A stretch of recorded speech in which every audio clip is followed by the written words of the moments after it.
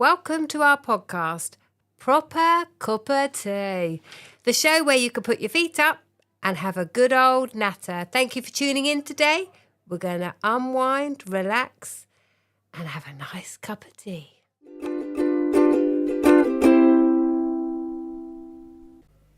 Hi and welcome to the latest Spark podcast. I'm Sandie, I work for Spark, and with me today is Gary from Novacare. Hi, Hello. Gary. Hi, Sandie. Hello, how are you doing? I'm good. Yeah, first time here, first time in the podcast room, first coffee. Yeah. Oh, excellent.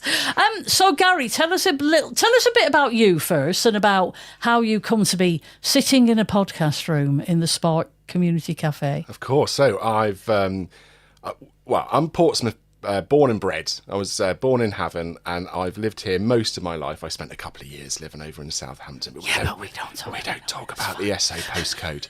No, so I'm Portsmouth, born and bred. I'm a social worker by background. I'll tell you about an interesting thing that happened to me in 2017. Okay. Only if you ask. Yeah. So I'm a social worker, predominantly working with adults, individuals that use substances and mental health. That's my kind of core background. Yeah. So are you seeing an increase in the demand for all of those things? All three service areas, Yeah. sadly. Yeah. Yes. Yeah. So you run Novacare. So tell us a little bit about Novacare and what it is that you offer. Sure. So Novacare Consultants, we are an independent social work, occupational therapy and nursing service based in Portsmouth, just round the corner from Spark. So we've got an office in Rodney Road. We support people that need capacity assessments, care assessments, carers assessments. Right. People that are detained in hospital, if they're having challenges getting out, sometimes lawyers will ask us to provide an independent report. And sometimes we provide expert evidence to the court protection. So we do a range of things, really. Yeah, yeah. It's all those things that people aren't aware of until you actually need it. And then you've no idea what's available and what you can find. Tell us a little bit about something that you mentioned earlier, NHS Continuing Healthcare. Tell me what that is, because, So NHS Continuing Healthcare, it's essentially a funding stream of how to get free NHS care. So we have a system in England and Wales where healthcare is free at the point of contact. Yeah. If you have an injury, you can go to QA Hospital, or if you're in Southampton, you can go to Southampton General Hospital. Yeah, that's fine. You can go to hospital. Yeah. They will not charge you for services. Healthcare services, absolutely free in this country. If you need care at home or care in a home, then you are charged, because that's not provided by the NHS. That's usually social services. And if you've got over 23,250 in savings, social services class you as self-funding. Oh, gosh. So that means you have to pay for your own care. Now, that could be £20-30 a week if it's one visit. Yeah, that will soon dwindle. If you're having 4 visits a day, you're talking you're hundreds of pounds a week. Yeah. And a lot of people, like you've mentioned earlier, Sandie, they don't realise this until it happens. Yeah, yeah. So NHS Continuing Healthcare is like an extension of the hospital. So care that's provided under that framework is not chargeable. But there's quite a high threshold. So you need to have what's known as a primary health need. Right. And that means that your care and support needs need to directly link from a primary health need. Now, if you have that primary health need, you don't pay for your care. Cool. So a lot of people are asking, can I have continuing health care? Yeah.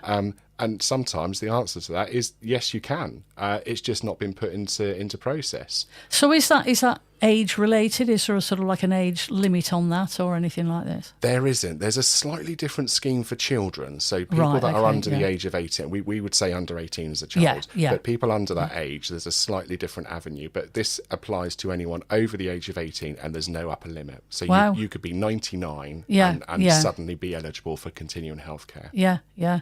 So how would, if I suddenly found myself in that position, what's the process of finding out more about this, apart from coming to you, obviously? Yeah, no, so absolutely. We offer free consultations to anyone. Cool. Anyone can book a consultation with us on our website. We will give you a 20-minute free chat, not a problem. If it runs to 30 minutes, we're not going to suddenly stop it after 20. We will guide people through the maze, as some people say. It's a really complex system. But the first key point is to have what's called a checklist completed, an NHS checklist. That can be completed by any health or care professional. Okay. So Could be a nurse, an occupational therapist, psychologist, social worker, even a speech and language therapist. Once that checklist is done, that goes off to the NHS body. In our area, it's the Hampshire and Isle of Wight Integrated Care Board. Of course it is. Of course it is.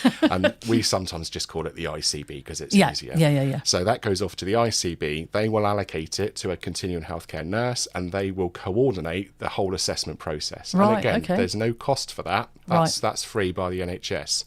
But getting that checklist in sometimes is a struggle. Yeah. What's the sort of timescale from filling in the checklist to knowing if you're eligible? Is there a ridiculously huge time? That's a really good question, and I have to break it down because there's lots of stages within that, Sandy. The checklist can be done, it would take about half an hour. Okay. Half an hour, 45 minutes. You could be waiting several weeks to hear from the ICB because they're really busy, really stretched.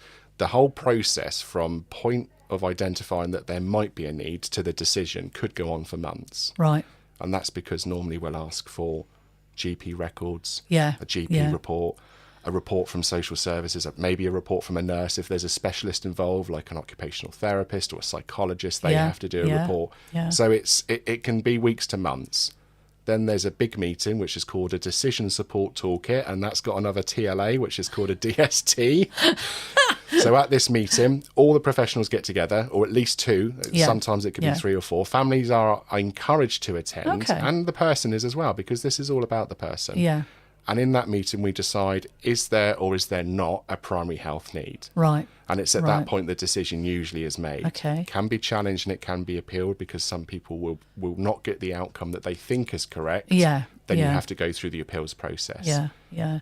So if you've been receiving care, can you get that backdated, or is it from the point of decision? So that's a tricky one. You can do what's called retrospective claims. Right. Yeah, so that is a process within itself. The NHS body will normally say it's at the point that they were made aware that there could be a claim. Yeah. So normally it's from the point that it's agreed going forward. Yeah. But there are mechanisms in place to have what's called retrospective claims. Yeah. But it's one of these long processes that the ordinary person who's sort of like in that position for the first time, it's a real challenge. So we need people like you with the expertise that'll guide us through it. So there absolutely. you go. Yeah. I'm nodding away. If you can see what I'm doing, you can agree away. with that. Yeah, absolutely. Yeah. And we've got families that do this themselves. You know, they're quite happy to read the guidance. Yeah. The guidance is about 250 pages. Oh my it's goodness again me, a really long document. Yeah. We look at it every time it gets updated. Normally every year or two. So you'll have that really up to date. We try. We keep up to date with all of those changes so that we can keep families informed and people that are going through this themselves. And some people do very well successfully by running it themselves. Other people, they might prefer to come to a company and say, look, can you just do this? Because I'm busy with looking after my kids. I'm working and I'm trying to look after mum at home or dad at home. Or just forms are really, I know there are people that you put a form in front of them and it's really overwhelming and you're in a position where you're emotionally sort of like worried about somebody anyway. So just to have somebody to guide you through that process is really, really useful sometimes. Absolutely. And we're always happy to help. Yeah. Now we're hoping that you'll come and sort of like sit in Spark every now and then and just be available for a chat. So we can find you in that sort of way. But if somebody just wanted to contact you, Gary, what's the best way to make contact with you and Novacare Consultants? So lots of ways. You can give us a call, and our telephone number it's 0333 335 6547. Cool. That is open 7 days a week. Right. So that is a phone that's manned by staff between 8 in the morning and 8 p.m. at night. Cool. Our consultants, our practitioners, don't work those hours. They're 9 to 5, but we've got our assistants that will take calls and leave a message. We're also open on the weekends, so Saturday, Sunday, and bank holidays, 10 till 4. Wow. That line is open. So we really are a 7-day-a-week service, and we cover 365 days a year for clients that we're supporting. Wow. So bank holidays, Christmas days, someone will answer that phone. You can email us, which is info@novacare.org.uk, or our website is novacare.org.uk. sparks.org.uk. Brilliant. So Simples. It's simples. Phone, email, telephone, and we're based in Rodney Road. We can take visitors, so if people know where we are, you're welcome to pop in. But we might be out helping and supporting people. Yeah, so you might absolutely. come and see us, and we might be out. But if anyone wants us, we also do home visits as well across the South, Portsmouth, Southampton, and over to our cousins over in West Sussex. So we're all over the place. Yeah. That's really wonderful. Thank you ever so much for coming in this morning, Gary. Sandie, thank you for having me. And we'll be seeing you again very, very soon. You will. And the coffee here is fantastic. Excellent. You heard it here first. So if you haven't tried a coffee, come to Sparks for a coffee. Yeah, absolutely. Thank you very much indeed, Gary. Nice Cheers. to have you. So, thanks, Sandie.